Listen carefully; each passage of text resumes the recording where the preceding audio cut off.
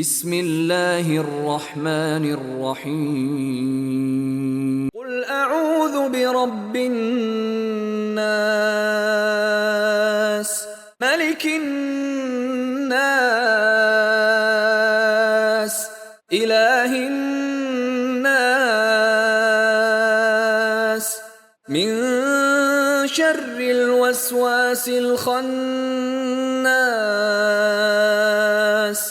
الذي يوسوس في صدور الناس